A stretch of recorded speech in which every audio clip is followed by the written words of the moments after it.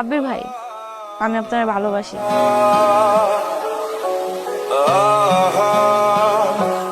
মজা করো না তো, যাও এখান থেকে। মজা না সাব্বির ভাই, সত্যি আমি আপনার অনেক ভালোবাসি। দেখেন সাব্বির ভাই, আমি আপনাকে অনেকবার অনেকভাবে বোঝানোর ট্রাই করছি আমি আপনাকে ভালোবাসি, কিন্তু আপনি বুঝেন নাই। যাই হোক, আম্মা যেই ছেলে আমার জন্য পছন্দ করছে ওই ছেলে আমার একদম পছন্দ না, আমি বিয়ে করতে চাই না।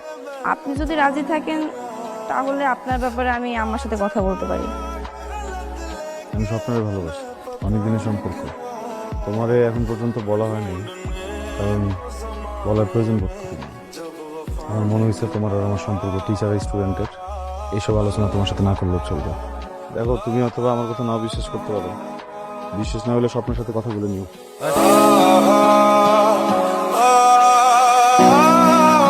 সাব্বির আর আমি অনেকদিন ধরেই একটা রিলেশনশিপে আছি।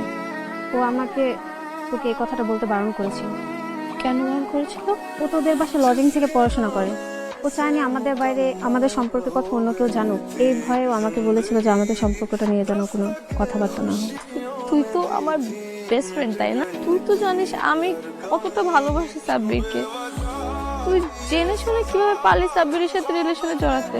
আর যেহেতু সম্পর্কে তোরা চলেই গেছিস, আমাকে একটা বার জানাতে পারতি, তাহলে হয়তো আমি সমুদ্রের এতটা গভীরে যেতাম না। জানিস, আমার এতটা কষ্ট হতো না যদি সাব্বির অন্য কোনো মেয়ের সাথে সম্পর্কে জড়াতো। এখন এতটা কষ্ট হচ্ছে কেন জানিস? কারণ তুই তুই আমার বেস্ট ফ্রেন্ড। আমার বেস্ট ফ্রেন্ড হয়ে আমার ভালোবাসার মানুষের সাথে তুই সম্পর্কে জড়াতে পারলি। সরি, তোর ভালোবাসার মানুষ মানে? তোদের সম্পর্কটা কবে ছিল? ও তোকে কখনো বলেছিল ও তোকে ভালোবাসে, বা তোকে কখনো স্বপ্ন দেখিয়েছিল? তোর ভালোবাসাটা এক পাক্ষিক ছিল। তুই ঠিকই বলেছিস, তুই অনেক বেশি সুখে থাক। আমার ভালোবাসার মানুষটাকে নিয়ে দোয়া করি।